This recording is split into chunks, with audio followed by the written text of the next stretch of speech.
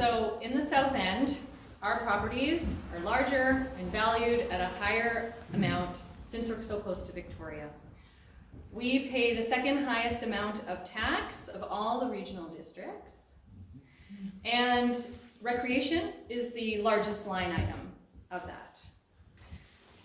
So as we learned, this is going to be, a referendum across the whole district. So some areas, this is actually beneficial, their taxes are going to go down. Some areas, their taxes are going to go up. In the south end, for us, our taxes are going to go up if this passes. And a tax increase at this time of inflation is really not desirable by local residents. I love Kerry Park Rec Center. My kids go to summer camp there, we picnic there, we go to baseball and soccer. Personally, I would like to see my taxes go to my local rec center that I'm going to use the most, and not one that's a 25 to 40 minute drive away.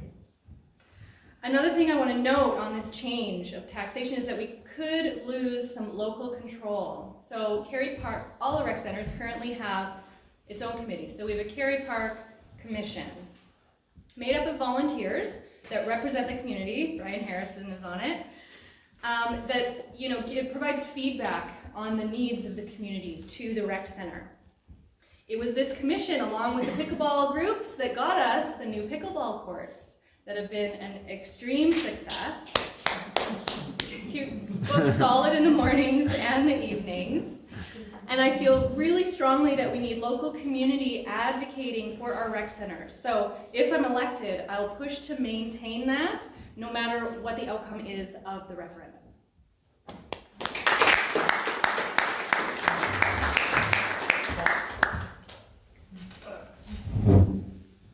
Unfortunately, I'm not a user of the recreation facilities at the moment, but I'm a firm believer in the fact that right at the moment is not the time to increase taxes.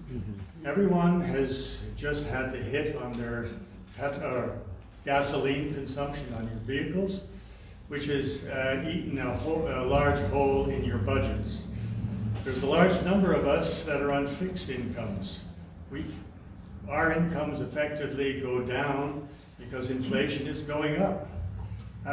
We can't afford the hit on $14 per 100,000 addition on our taxes. Our prices are going up because related to Victoria and the scarcity of properties and demand for housing. At the same time, it's linked to our taxes, and our incomes are fixed. So I am firmly in favor of saying no to this referendum at this time. Maybe with more data and a slight tweak, we can come with a more balanced referendum that would serve both the recreation and the people that have to pay for it. Thank you.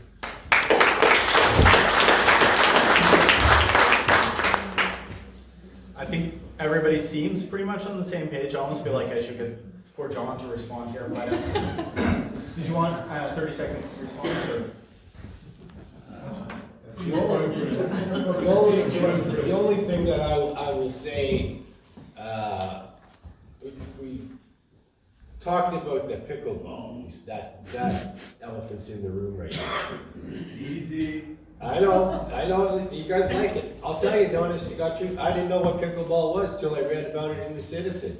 What's this? So it was a grant, right? And that was fine. But then it went over budget. Surprise, surprise, $165,000. That came from our bank account at the CVRD. It's unfortunate that this is kind of the norm, that we do these things, and then that happens. I went up, I looked at the pickleball courts, they're beautiful. Did we really need them? I don't know. But maybe we didn't need the trail all the way around the outside or whatever. Maybe we should have broken it up rather than spend the extra. No matter where we go in the future on any projects, it's going to cost more. Fuel's not going to go down, and cost of goods is there as well. So no matter what we do, it's very common practice to say, oh, it's going to be more. We've said it time and time again, so don't be surprised. Thank you. Just for what it's worth, the surplus, the extra over budget money came from a surplus account, so it didn't increase taxes. And in terms of the trail around the pickleball courts, when I did that survey in 2018, trails, walking trails, places to recreate, this was a high priority for the community.